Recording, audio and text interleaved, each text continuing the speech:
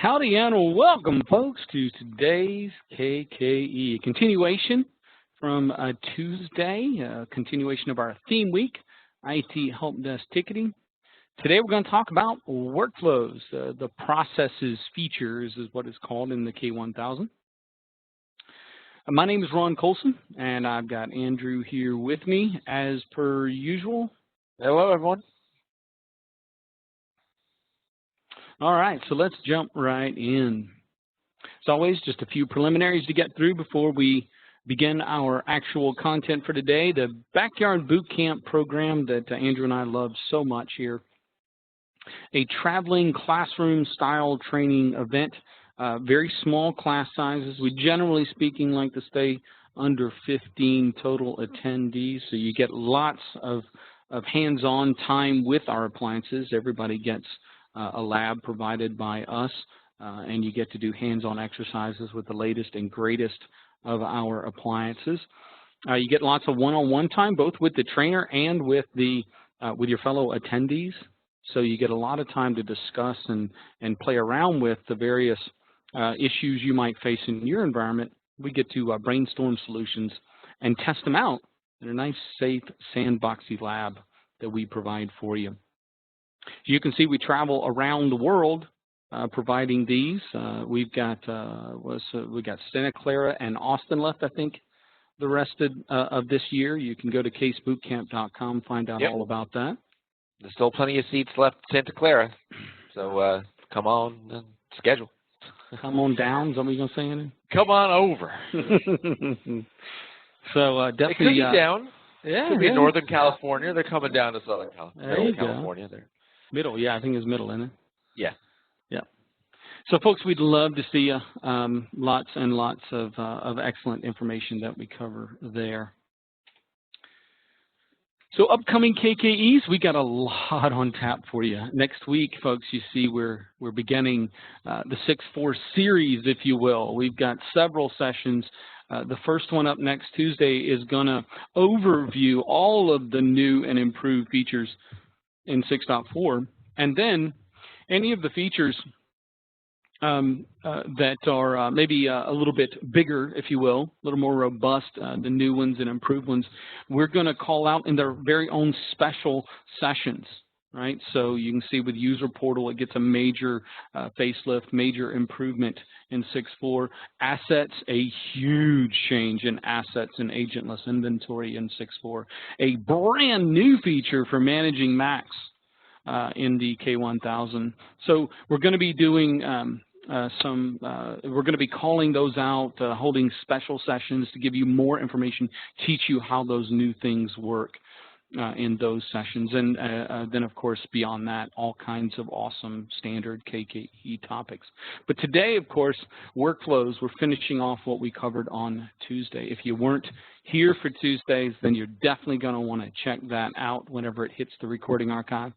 I'm going to work really hard, folks, to get both of these from this week uploaded sooner than we normally do to the recording archive. Hopefully within the next few days we can get that accomplished for you, so you can go back and watch them over and over again should you want to do so.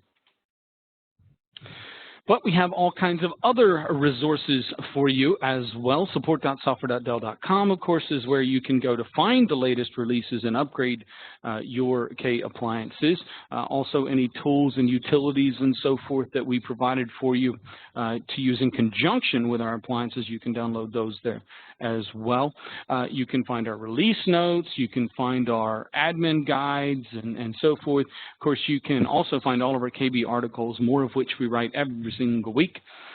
You can, if all else fails, you can submit a ticket to get help from our case support team. ITninja.com is where you can go to discuss and find solutions for virtually everything having to do with your jobs, right? Of course, IT Ninja began as appdeploy.com, and it still maintains that wealth of knowledge, that voluminous, detailed instruction on how to deploy various applications, but it's so much more than that, folks. Virtually anything that has to do with your jobs in IT, you can discuss and debate and find solutions to on IT Ninja. Case.com/KKE, of course, is the homepage for this very awesome program. You can register for our upcoming topics there that you like, and you can also find the recordings there as well. Case.uservoice.com, any feature you'd like for the K1 to have in a new release, or an improvement to a feature you'd like for, sorry, not just the K1, but any of our products, you can go and either submit yourself so that others can vote on it, or if it's already been submitted by someone else, you can lend your votes to it. Okay? That is where new features come from, folks, is the User Voice website. And then case.com/newsletter, our InkPad newsletter that we send out periodically. You can see the back issues there. You can also sign up to receive the new future ones. Connect.case.com is the website you can go to learn about, you can get your eyes on new releases first. For instance, the connectors have been, they've already seen all of the new features in 6.4 over the last few months. They got invite-only special WebExes prepared for them that they were able to attend for months now, right? So they've laid their eyes on 6.4 a long, long time ago before anybody else did, right? And you can also answer questions and take surveys and such to earn points there.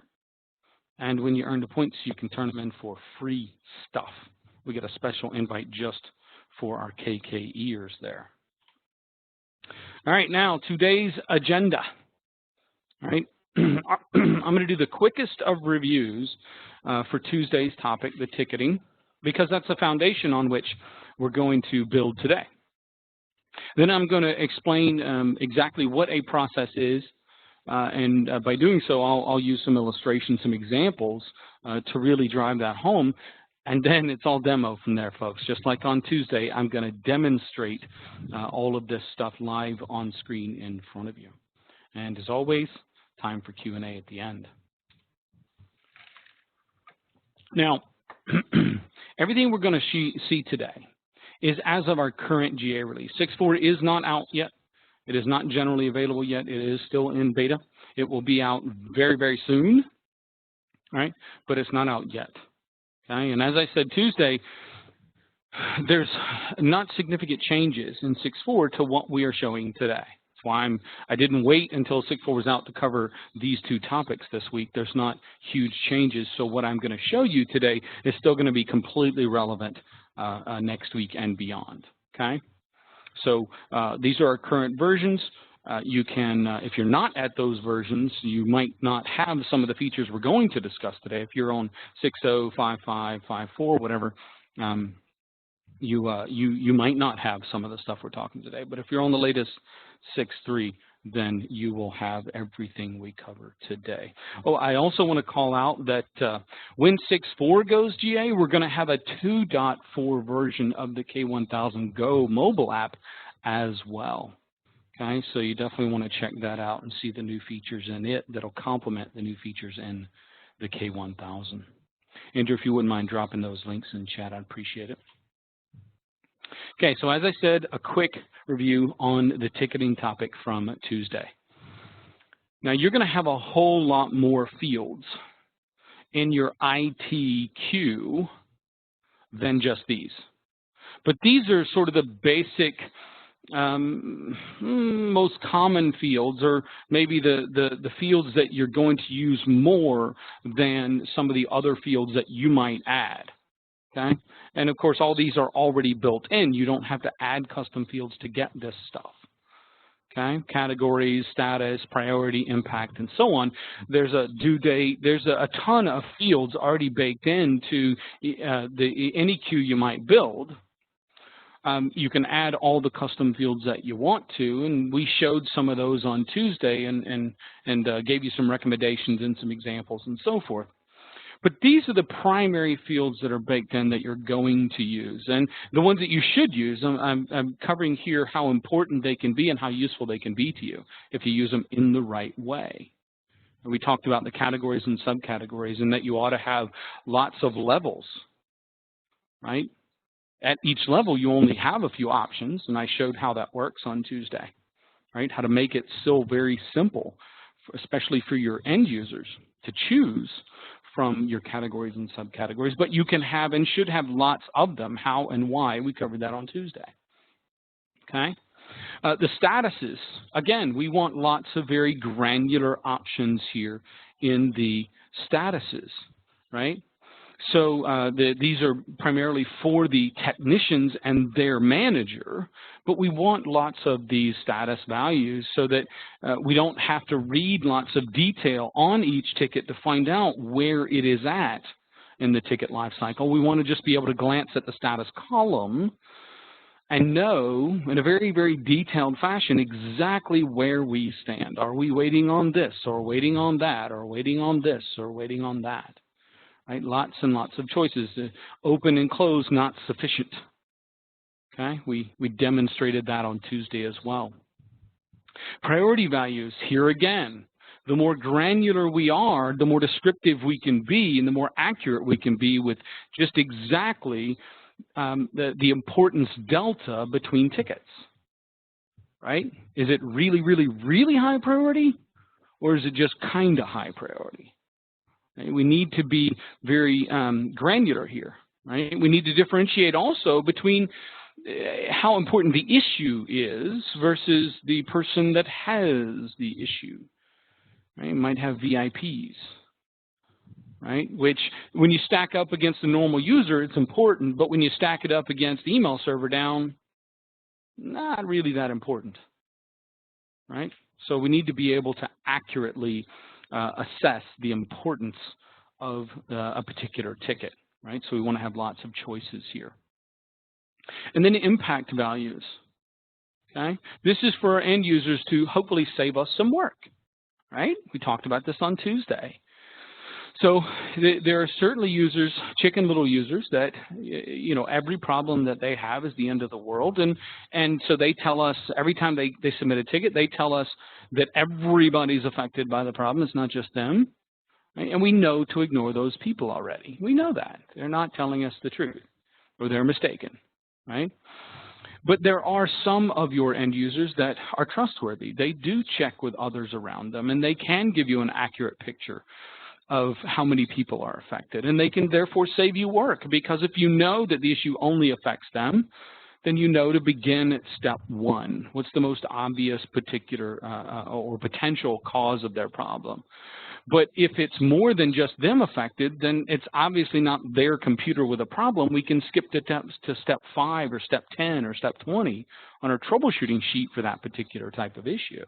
They've saved us work. Let's let them save us work. Right? Give them options here in the impact field to tell us how widespread the issue is. Okay? And then all the rest of the fields, all of the baked-in fields, all the custom fields you might add, we can customize these to create 2 very different experiences with the same ticket form. Okay? Some of the fields users don't even know exist. We're only going to ask them to populate and let them even see the fields that we absolutely want them, but we absolutely have to have them populate, right? If we give them too many fields to fill in, they're going to find it too much work, too much difficulty, too complex, and they're not going to fill out the form. They're going to send that "please help me" email that we all dread. Okay? But by the same token, if I make it too simple, too scaled back, then I don't get the necessary information. There's no value. It's not much better than a "please help me" email. So I've got to balance that. Whereas when it comes to my technicians, right, no holds barred. I can put 1,000 fields on there. That's their job. That's what they're hired to do, is fill out the tickets appropriately, make sure that all of the information that we require as a matter of policy. Remember, we talked on Tuesday about some philosophies and policies and so forth, right? And the Service Desk Efficiency KKE, we go in great detail on all those concepts and philosophies and policies. You definitely want to watch that if you haven't seen it, right? But ultimately, those inform what we do, right? And so we require that you always have the location field populated, that you always have the department field populated, that the correct user is assigned to the ticket. right? And so on. And we can make these things required for just our techs and not our end users. Right? So we can customize two completely different experiences with the same ticket form, and we should, right? To balance what we need the user to populate versus what we're going to rely on the technician to populate. Okay? So when we do this, right, and here's a picture of what my IT help desk queue looks like, the ticket form from a user perspective. Right? It's very scaled down. From my technician, lots more fields. Right? I've got it very scaled back to just exactly what I want them to populate. So we went all over over all of this on Tuesday. And this is great as far as it goes. It's great. Look, they've got a form to fill in. Okay? We get the information we really want from them, we really need from them to more quickly help them solve their problem. But it is a blank ticket. Right? So think about some of the issues that you get that are pretty common. You get 3, 5, 10, 15, 20 tickets a week on the same issue. So if they're presented with this form every time, right? You got 5,000 users, and 20 of them a week have the same issue, and they've got to submit a ticket. Right? Maybe it's not something that we can give them a knowledge base article so they have the knowledge to solve their own problem. Maybe it's not something that we can give them a user console library posting so that they can run this tool or application or whatever that'll solve their problem for them. Maybe they really do need to get our assistance with it.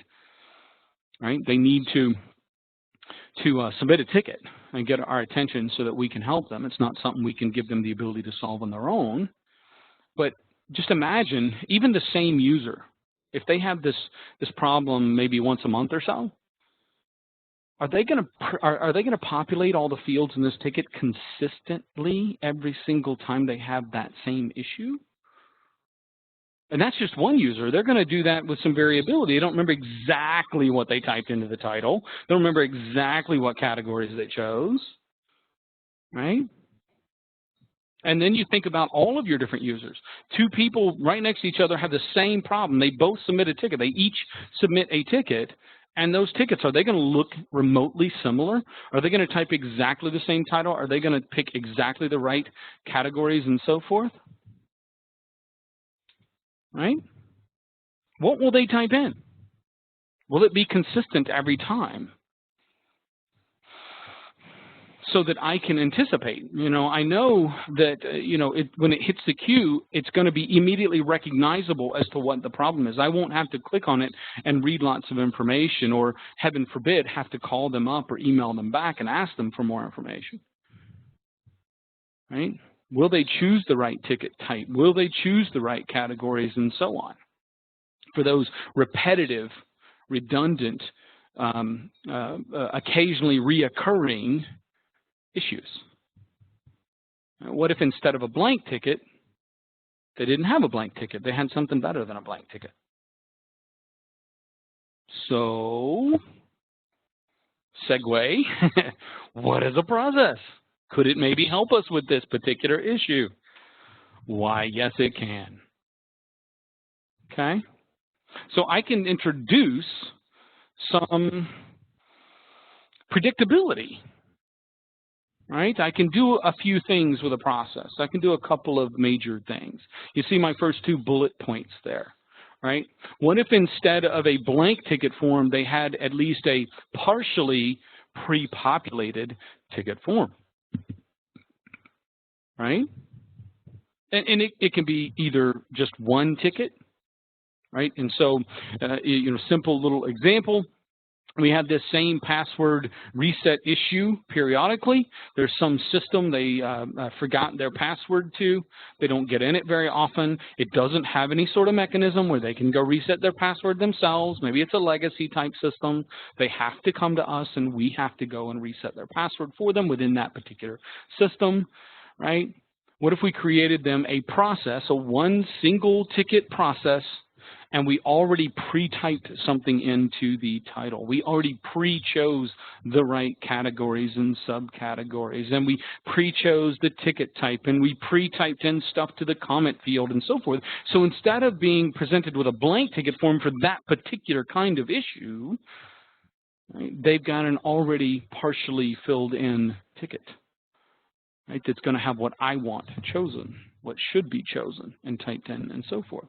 So that the instant it hits the queue, it looks exactly like every other ticket about that issue. Okay? So we can do that. It's just sort of a template. But processes is so much more powerful. It can be multi-stage, multi-ticket, automated workflows that automatically open at the right times in the right order. We can pre-build every bit of this.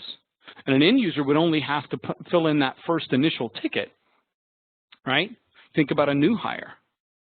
And we've just hired somebody somewhere in a department, somewhere in our company, and there's, what, 28 things that need to happen before that person shows up for work? Hopefully before that person shows up for work? Right? So does everybody remember exactly what 28 things need to happen and in which order and who's responsible for which one of them? No. That's 28 tickets that need to be created. Right? Should a manager in our company have to remember exactly what 28 tickets to create, in what order, in which queues, and so on? We pre-build every bit of that. And in every single ticket, in every single stage, we can pre-type in the title and pre-choose the categories and et cetera, et cetera, et cetera, et cetera. It can be huge. It can be super tiny, one ticket, or it can be absolutely enormous with tons of tickets and tons of stages, even in multiple queues. Okay? Which gives us a consistently filled in ticket, predictably filled in tickets, and the ability to include automation, things automatically happening, not necessarily manually. Right? As soon as this part is complete and that ticket is closed, new ticket immediately opens. Right? That's got the next steps included already. Okay? That's what a process is. So here are some of the benefits. Right? We're going to simplify ticket entry because we're already going to pre-populate some of the fields for them. They have to populate less. They have to guess less. Right? We're doing some of the work for them. We build it once, and people can use that process again and again and again. Again, it's just a template instead of a blank ticket form. And I'm going to be showing you all of this in demonstration here in a few minutes, folks. All right? So think about some of the uses that you might have for that, right? If we could go ahead and consistently pre-populate the fields within a ticket, think about some of the common, repetitive, recurring things that come up in your environment. Not just break fix, but other kinds of things as well. Requests, check-ins, checkouts, etc. Upgrades, replacements, new deploys. And one of the really cool things, now that we have predictably and consistently populated tickets, is we could introduce potentially some automation now. So when a ticket comes in, we create a ticket rule, right, that says when a ticket comes in and the subject says this and the category says that and the ticket type says this and so forth, then automatically send emails, automatically, add the computer to a label that gets an app managed install, or we could introduce all sorts of automation within our K1000 that we couldn't do if people were randomly filling in ticket fields, right? But because they're predictably populated, it's got the right subject, it's got the right categories and so forth, we could now potentially introduce some of this automation. Okay? Even on, especially with a simple type of process. With the bigger lots of stages, lots of tickets type processes, of course, we pre-build ticket automation, automatically opening tickets in the right orders and right queues and so on. But with these, we could introduce some automation with regard to functions within the K1000. Okay, so what are some of the uses we could do? with this. Maybe we have resources that customers can check out and check in, projectors or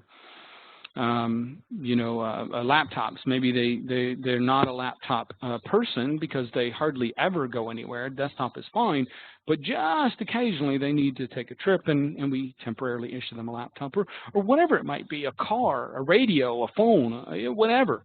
We could have, instead of relying on them to hopefully remember how to populate tickets every time they need to make this request, we go ahead and pre-build it for them. Right? And instead of choosing new ticket and getting a blank form, they choose this particular process, and as I'll show you, they get a pre-populated form that we built for them. Okay? Other uses? I mean, there's 1,000 things you could think of that you might want to do with this. Right? Maybe if they needed some new application or an upgraded version of their application or something, or a hardware request, they need a replacement laptop, or they lost their mobile device, right? We could have a lost or stolen device process that we pre-built, right? So we have records of all this stuff, right? Any kind of ticket that you get more than once, you could think about creating a one-ticket simple process for, so that you get this predictability, this consistency, and this automatability. Okay? So they can be very, very simple things, right? So we have a lot more people choosing processes as we continue to flesh out that list for them, and very, very few times where they go straight to a blank ticket form, right? Only for those things that are weird and happen randomly and occasionally, very rarely, would they actually go fill out a blank ticket form. We get more and more and more and more and more tickets hitting the queue, already being more consistently, more correctly populated. Okay, I'll show you what this looks like in a little bit. But they can also be complex. Instead of one ticket, we have lots of tickets that we pre-build and pre-populate. And we have them open in stages, right? So as you're looking across horizontally, y'all, right? Equipment request, accounts, and telecom. That's all in stage 1, 3 separate tickets. Now, I certainly could have included all 3 of those steps in one ticket in that stage, sure. But maybe I have a slightly larger IT department, and I want the ability to designate and assign each of those 3 tasks to 3 different people so they can be working on them simultaneously. It doesn't have to be the same person. So I'm going to make 3 separate tickets within stage 1. Okay. Then in stage 2, I've got printers, computer imaging, email, and assign the direct inward dial number for their VoIP phone. Right? Again, 4 tickets in stage 2. I got 4 tickets in stage 3, 3 tickets in stage 4, and 2 tickets in stage 5. Okay, so as all the tickets, once all of the tickets in stage 1 have been closed, all 4 in stage 2 immediately pop open in their respective locations, right?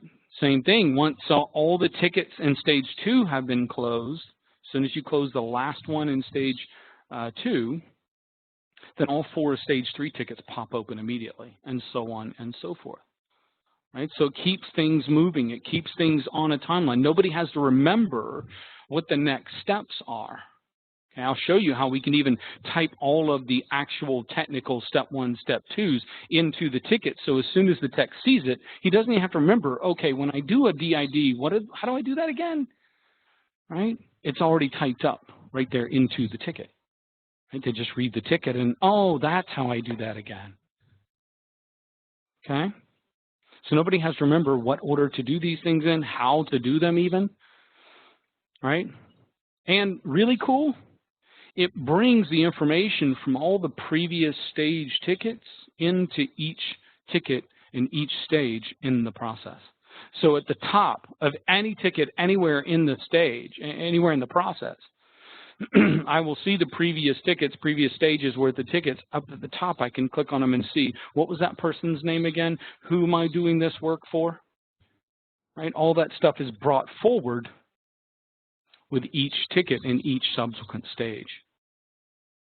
Okay? I'm building out this automation.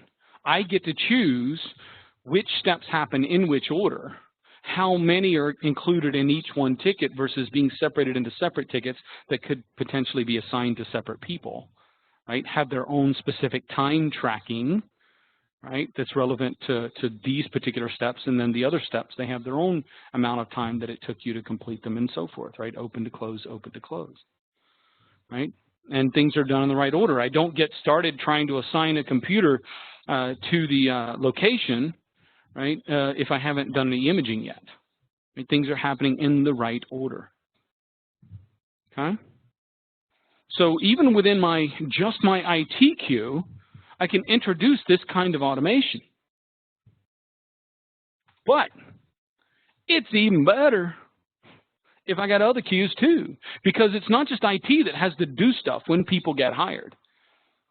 Right? HR has to do stuff, facilities has to do stuff, accounting might have to do stuff. Right? Lots of different areas within our company might need to do stuff to prepare for a new arrival. Right? Well, if they're using K1000 Service Desk queues as their issue tracking and reporting system, just like we are in IT, well, now we can bring them into our ticket process automation, right, by having their tickets open up in the appropriate stages and the appropriate orders. I can have as many different tickets in each stage as I want to, right, and the tickets can open up in any queue. I get to build that stuff right in. Okay? So, you ready to take a look at it? You want to see it? All right. So before I switch over, like I did on Tuesday, I think we're going to go ahead and unmute all the callers so that y'all can just speak up and interrupt me as I'm going through the demo and ask questions and you know, ask to see what you want to see and so forth. Kind of a round table demo, if you will. So I'm going to ask Andrew to unmute you here in just a second. But before he does, folks, keep in mind. Host, Ron. Oh, that's right. I need to make you host. Sorry, buddy. Keep in mind. There you go. Now you should have host. Keep in mind that every sound that you have going on around you there, we're going to hear coming through your microphone. So as soon as Andrew unmutes you, you might remute yourself, and then you have control of your mute button. And when you're ready to speak up, you can unmute yourself. All right. Andrew, ready? Yep. Okay. And we're unmuted.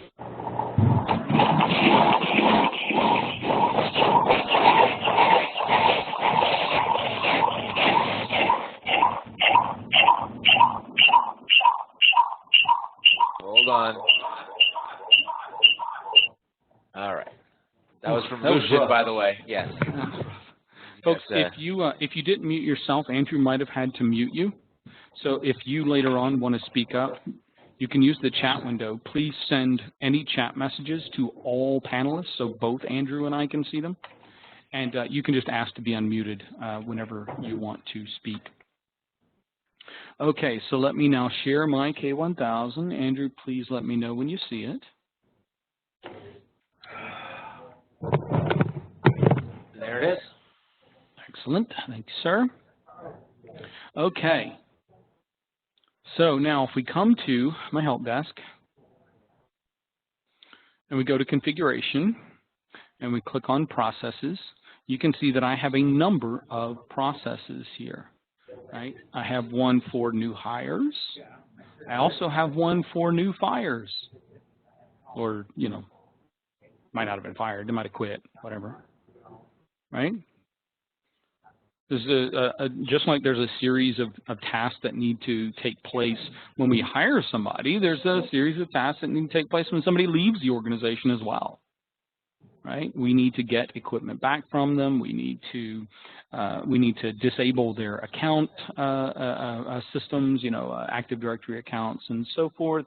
We need to change accounting and financial type things and so on. There's a series of steps that need to happen, and probably largely the same departments that had to do things when somebody came on Probably the same folks going to need to do stuff when people leave, right? So I might want processes for both of those things, right? But the ones I want to show you, at least to begin with here, are the simple ones, the one ticket simple processes, right? The checkout projector, the new hardware request, new software request that I showed in the slide deck. So let's take a look at the checkout projector. So you saw that I gave it this title and I gave it this description, right? And in this case, I've chosen to display this particular process to all of my users. The new hire one, I'll show you in a little bit, I've chosen only certain people, right? Because not everybody has the authority to hire for the company, right? I could restrict it to only, if I have a label, a user label within my K1 of people who are authorized to hire for the company, then I can restrict access to that particular process to only those people, okay? And when I build out a process, I have to have one parent ticket. I can then create as many children tickets or child tickets as I want to on all the different stages and so forth, all the different queues. But in this particular case, I only needed one single ticket. So let's click on that and see what it looks like. And here we go. I'm going to open this up just a bit.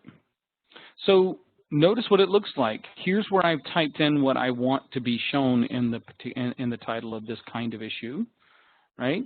And I could have others. Maybe we have other things to check out. I can have other processes where it says checkout request : space, and in brackets some other word, laptops or laptop bags or cars or radios or phones or whatever it might be that I can check out to people. Right? I can have a number of these simple processes. Okay, I've already got the right ticket type chosen. I've already got the right ticket source chosen. Okay, I've already got the right category and subcategory chosen. Obviously, I can't pre-choose the location and department because I don't know who's going to be submitting this request. They need to fill in the location and department. And then finally, I've given a template of sorts here within the comment field, right, so that they know what I want them to type into the comment field. So let's go see how that looks from an end user's perspective when they choose it.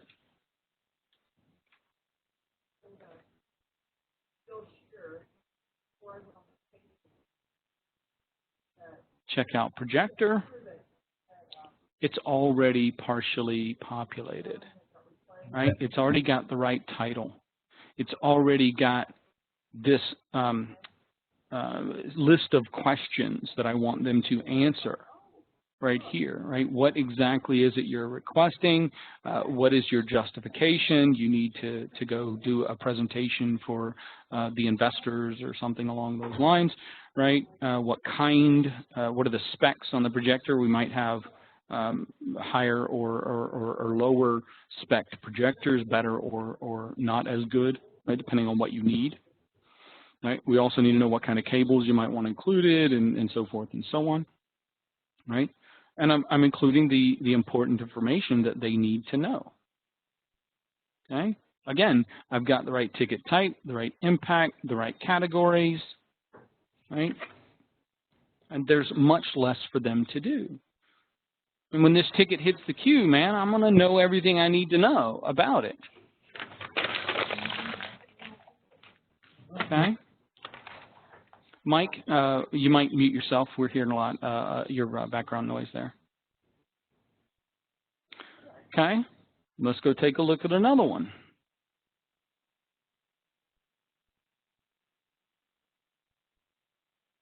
Okay, here, what about when they need some new or upgraded software? Okay, I've already got the right title. They just need to type in here what the name of the software item is: Adobe Acrobat, Microsoft Office, whatever it might be, right?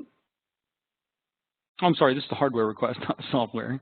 So that'd be, new laptop, desktop, smartphone, VoIP phone, whatever it might be, projector, printer, whatever it is that they might need that's a hardware type of thing. And I'm telling them, hey, I didn't choose all the correct categories, right? You've got to do that yourself because I don't know what thing you're requesting. You got to make sure that you do that, right? Or else, okay? But I can go ahead and pre-populate what I can pre-populate,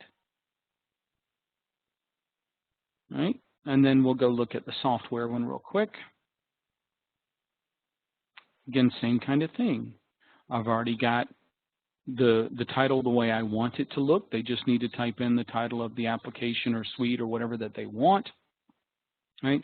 I've got the template again that I want them to fill out, right? And I'm reminding them of what they've got to do.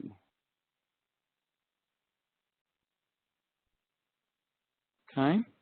Pre-populate, and so on. Okay?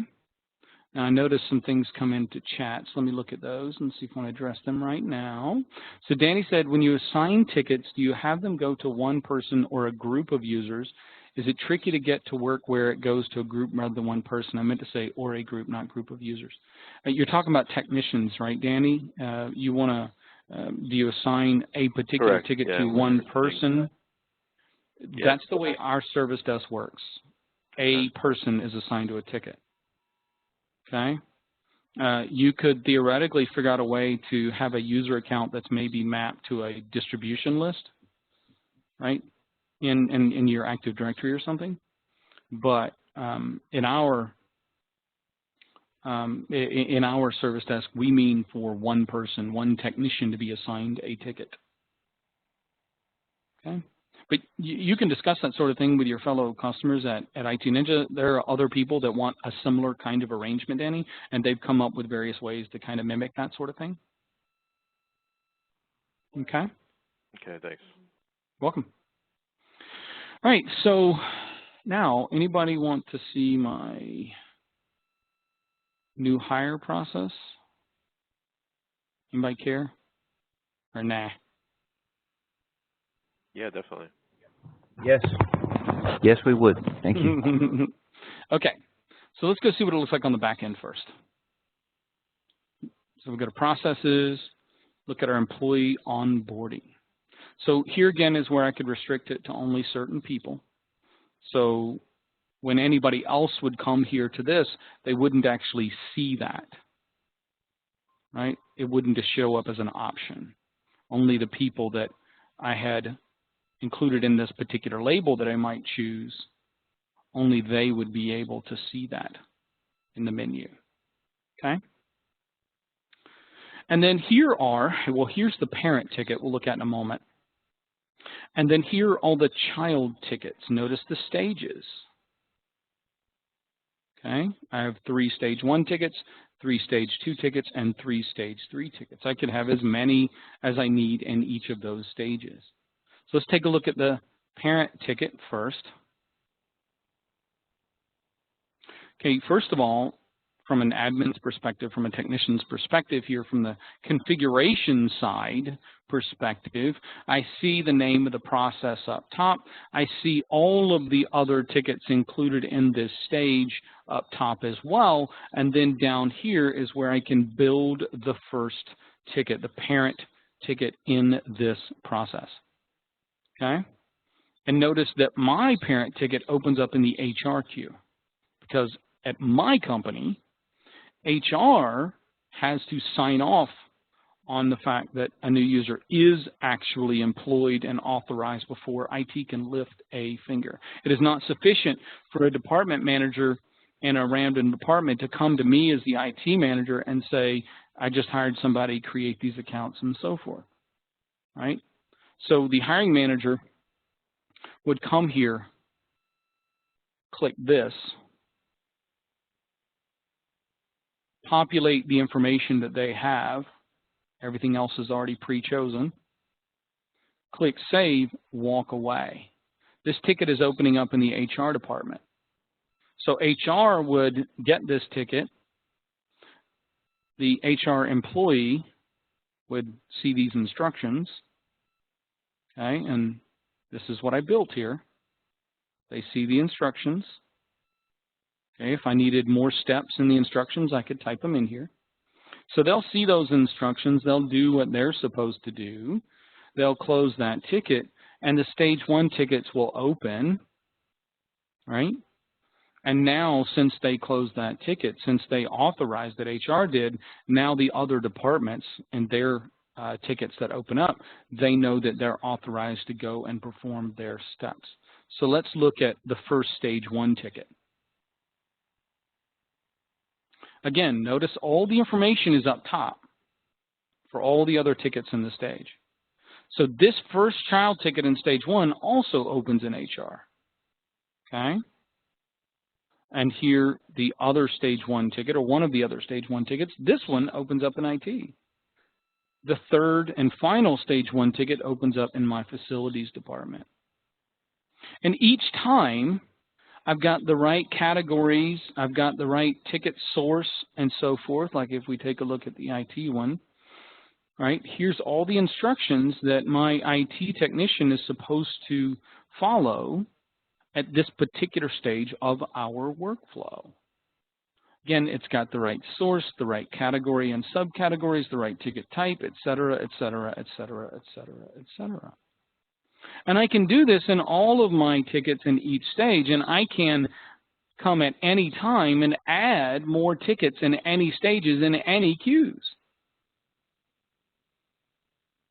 Okay?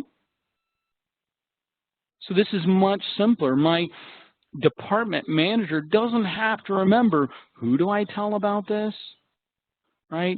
How do I, what is the next step in the workflow? Who do I talk to next?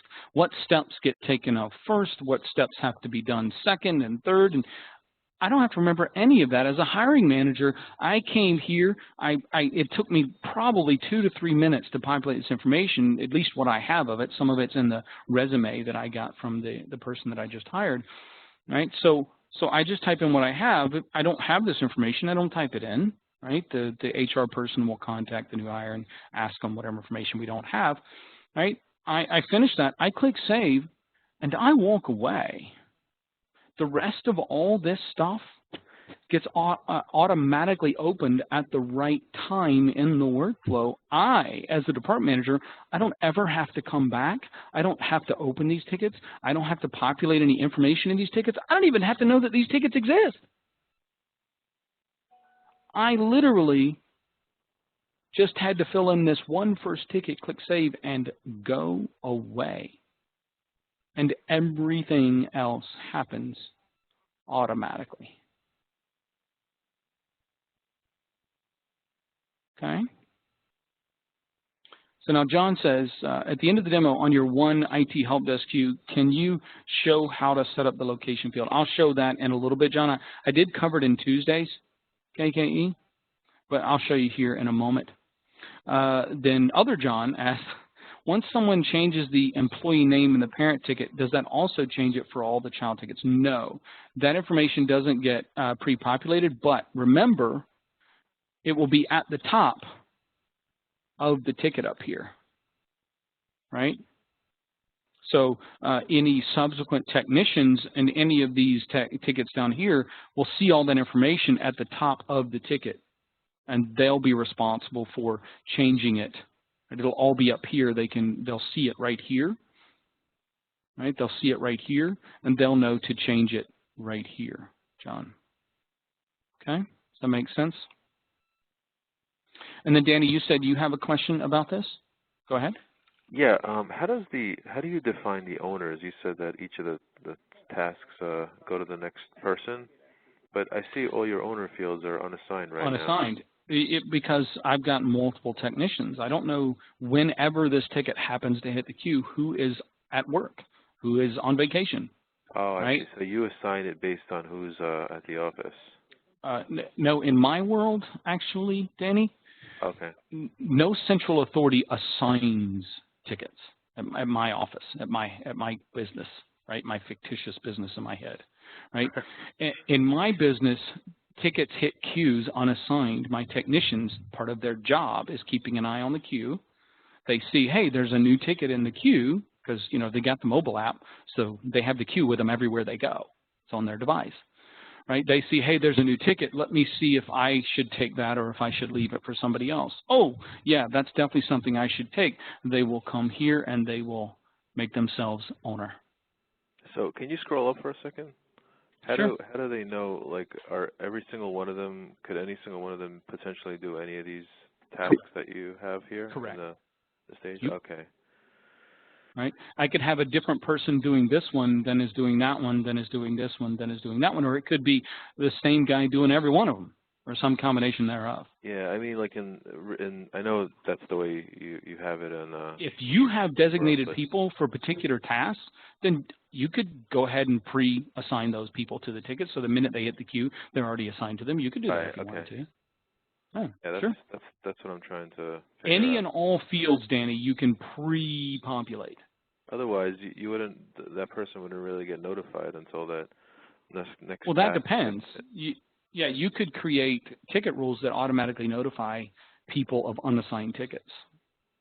Right, If your okay. people aren't keeping an eye on the queue, right? Because you're not teaching them how to do their jobs right, right? Then you could have auto email notifications that they can set up rules to ignore. See, that's the weakness customers constantly asking. Hey, I need to set up an email auto notify. I want to auto notify. I want to auto notify. Do you pay attention to all your emails? No. Neither does anybody else on this planet, right? If I get too many emails from a single source, I set up a rule. And now it's the same as not getting emails at all. So too many emails equals no emails. Right? There's a happy medium in there somewhere. So I would prefer, if it's possible, I would prefer to just train my technicians to keep an eye on the queue. Now, maybe I make an exception, and if there's a super, super, super, super urgent ticket that hits the queue, maybe I have rules set up to notify on that because I don't want to wait. Maybe it's going to be 10, 15 minutes before you look at your phone again and see if there's a new ticket. Right? And in certain instances, most cases, that's plenty fine. 15 minutes, no big deal. 30 minutes, an hour even, couple hours, no big deal. But certain issues, certain categories, priorities, and so forth, maybe I want to have an auto notify only in those kinds of situations. I can do that, sure. Okay? Okay, thanks. No problem. Okay, so Gary asked, so the employee name on the parent will populate to the subject employee name and the subject field of the child. So, no. Notice how all of these say generic employee name here, Gary? Right? But once I was to actually, so let's see what that looks like. Okay.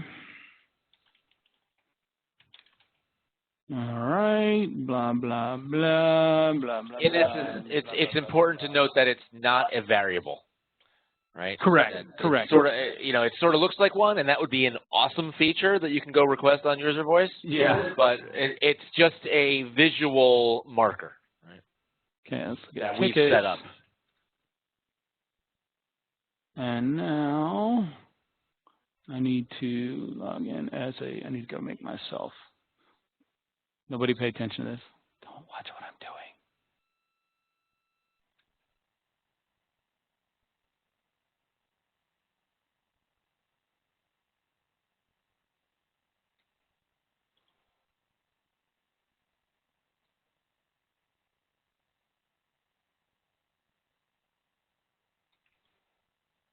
There we go. Okay. So what I see here now, right, is this ticket opened, and now I can see right here the name from the parent. And so I now know that I can come up here and change this. Oh.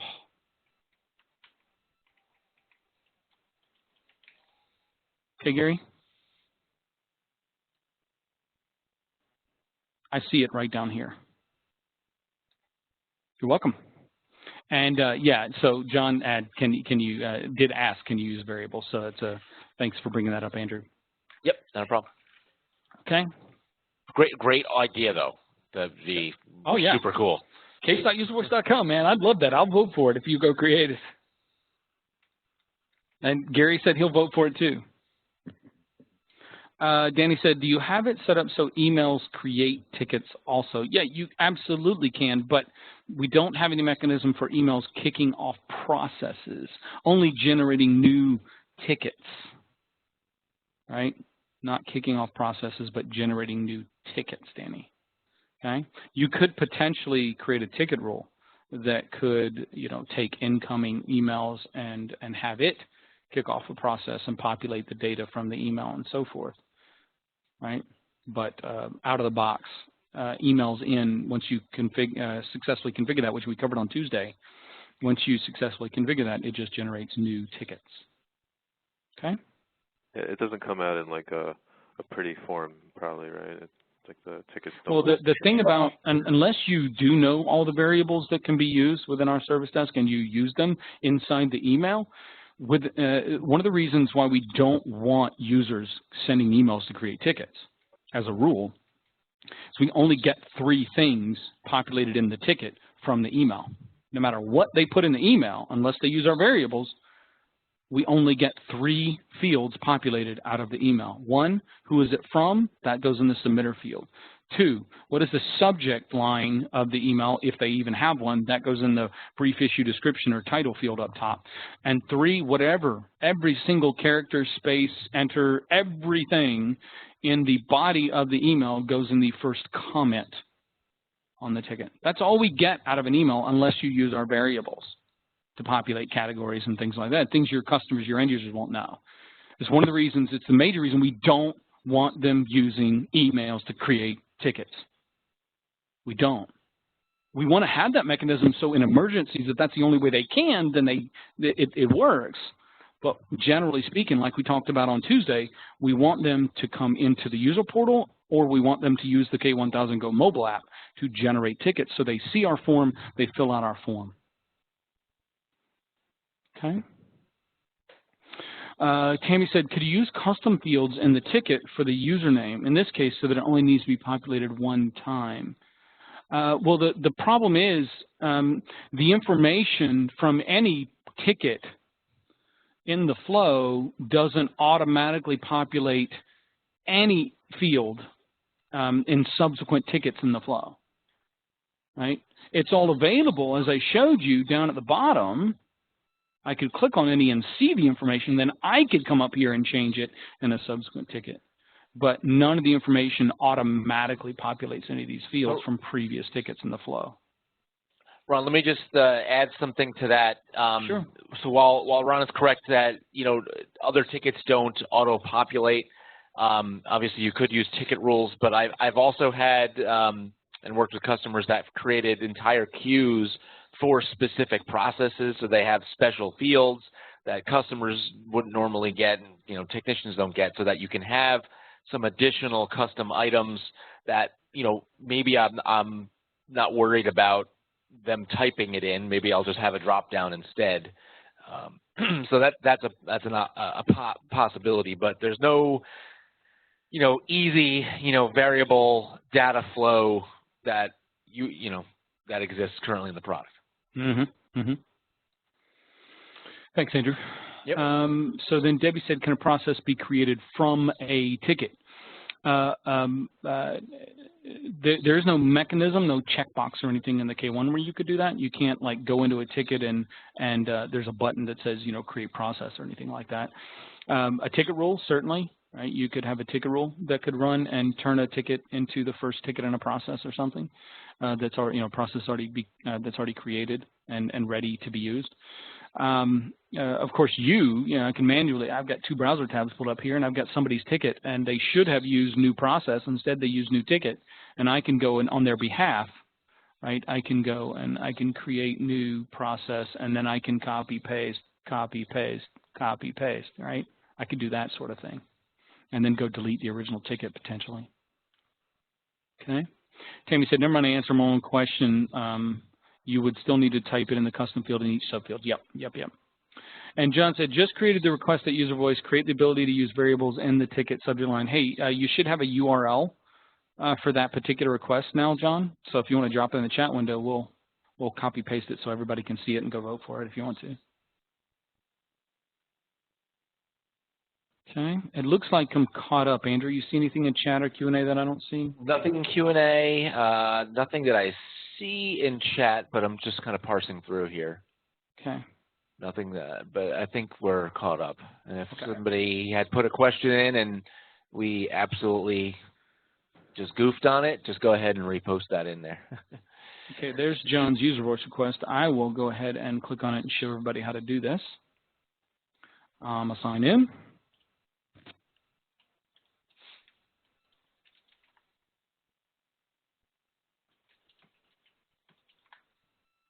And I'm going to vote for it. Ooh, I only have 7 left, so I'm going to use 1 vote for this. Ron, we got a question. Start a new process from scratch. I don't see how to create the parent ticket in my system. Sure. So we go to configuration, processes, choose action, new. I can call my process whatever I want. This is creating. I think she wants to start. Oh, to kick off. Okay. Right. So if I come over here in the user portal, yep. I'm in my help desk, so I'm a user. I'm logged in as a user. Nope, create was right. She said create was right. Sorry. Okay. My bad. Disregard. So we come here to help desk or service desk. Yours may say service desk. I changed the name of mine. And the configuration, choose action new. Okay, you won't see create parent right, until you actually save. Now there's a create parent. You also won't be able to enable it until you actually at least create your parent ticket. And then you click parent, and since I have multiple queues, I see this drop-down box. If you only have 1 queue, you won't see this drop-down box because you only have 1 queue to create a ticket in. All right? And so whatever queue is most appropriate for this particular process, here's the form from that queue. Of course, from an admin perspective, I see all the fields, not a user perspective. And I can pre-populate title and pre-populate comment and pre-populate these fields and so on and so forth. And then when I'm all done, I can click save. So blah, blah, blah, save. And now I can create child tickets if I want to. Notice the stage now. Okay. Does that help, Tammy?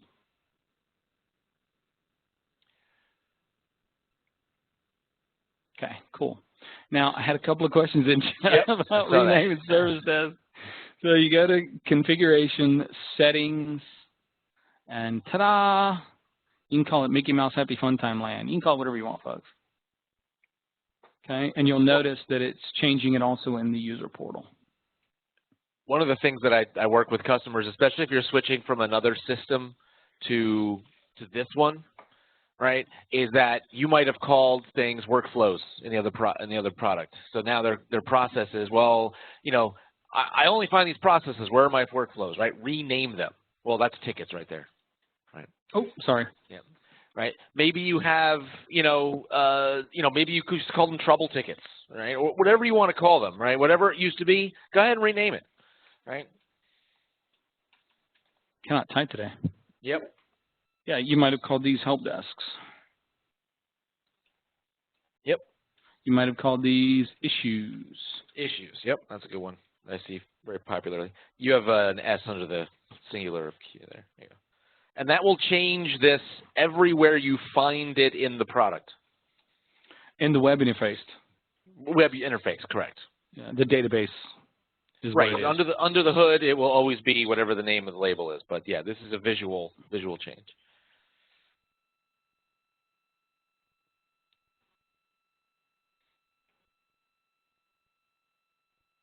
What else, folks?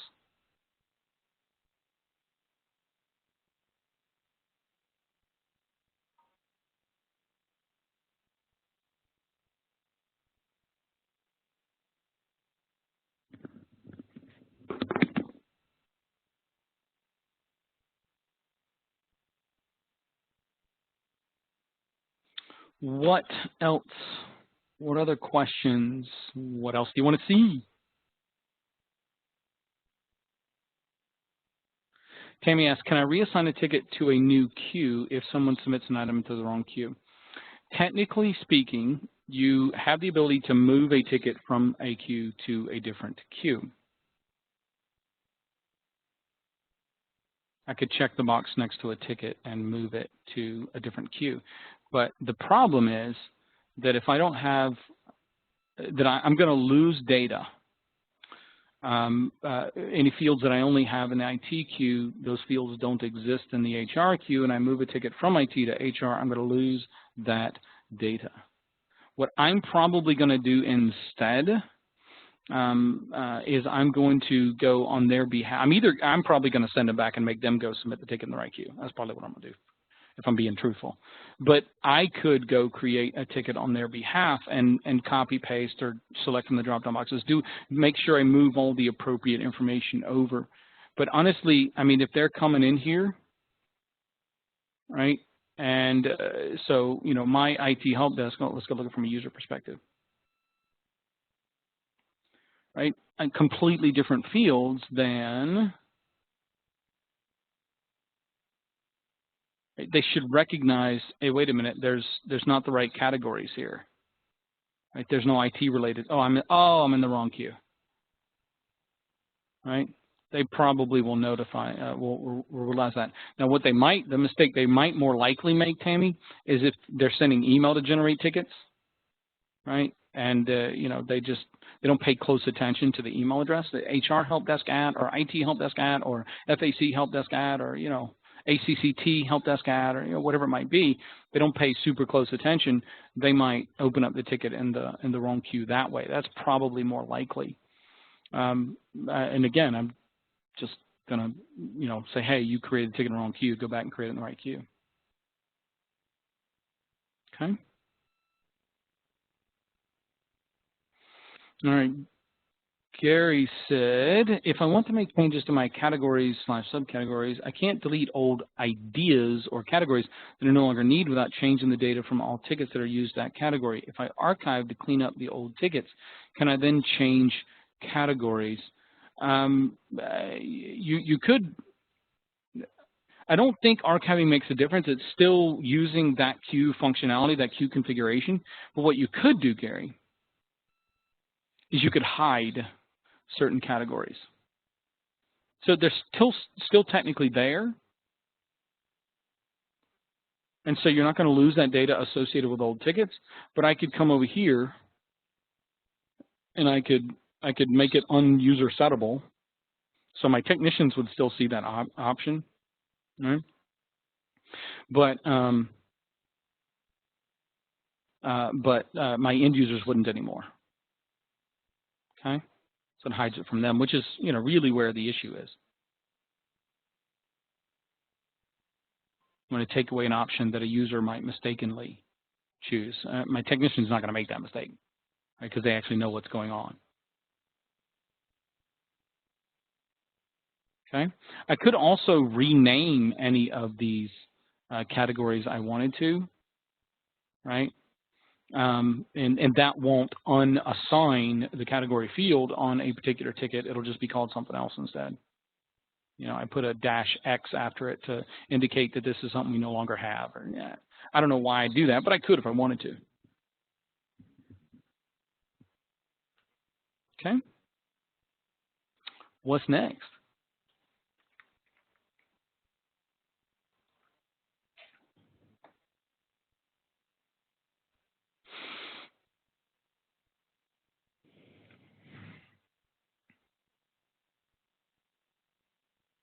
What else can we help you with today?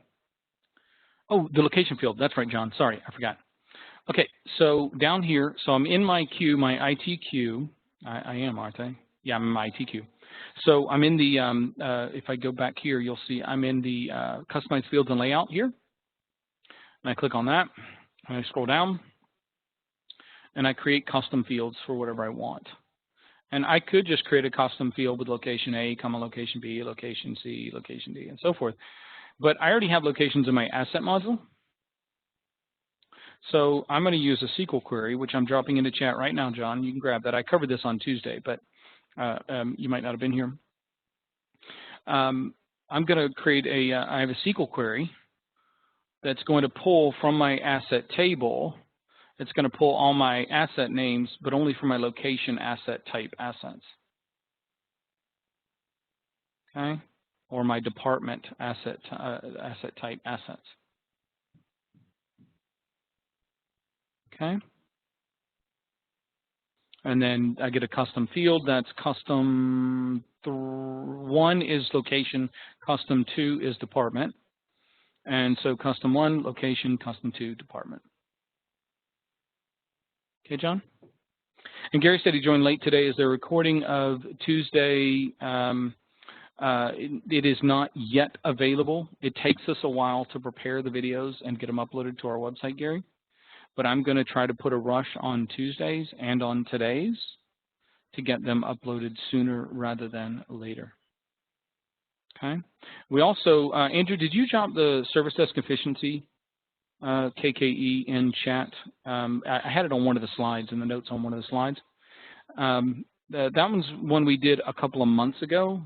That would be the perfect one to start with. If you watch service desk efficiency, then you watch this last Tuesday's, then you watch today's, then you'll have a well-rounded coverage of all of the service desk related functionalities and features and all the processes and all the concepts and philosophies that underpin all this stuff that we configure and so on. Okay, and service desk efficiency is available in the recording archive to watch immediately. Okay, what else, folks?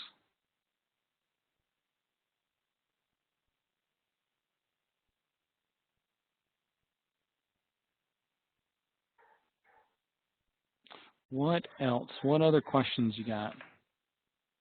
Gary said he's been using Case for over 5 years, and this was a great review. Excellent. Love to hear that you find usefulness, utility in these sessions. Thank you so much for the feedback, Gary.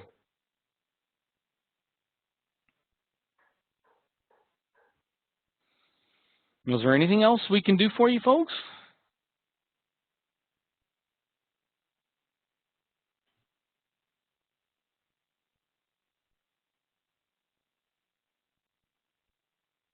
Chadil, I apologize for butchering your name.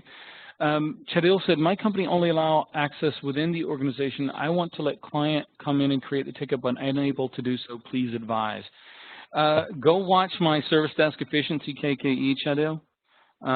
That will give you the arguments that you need to push for allowing the end users to submit the tickets. Okay, it'll give you all the ammunition that you need. And Andrew, do you have that link handy?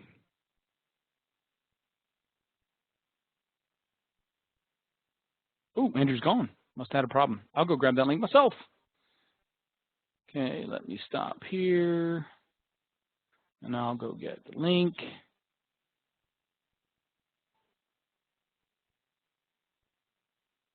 Okay, here we go. There it is. Copy that. Go to the chat window. And there it is. Okay. Eric and John both said thank you. You're most welcome. Most welcome. You too, Chadil. All right, folks. Well, we hope to see you at next week's KKEs and, of course, all the subsequent weeks. If you have any feedback for us, good, bad, or otherwise, we'd love to get an email from you to tell us whatever it is you want to share with us. KKEteam@case.com. I'll go ahead and type that into the chat window for everybody. Please feel free to send an email to that distribution list with any and all feedback about our KKE program. We'd love to hear from you. Any topic suggestions you have for the future. It's another thing you can do at our Connect website as well is submit topics you'd like for us to cover in future sessions as well. All right, folks. Well, until next time, hope you have a great day. See you then.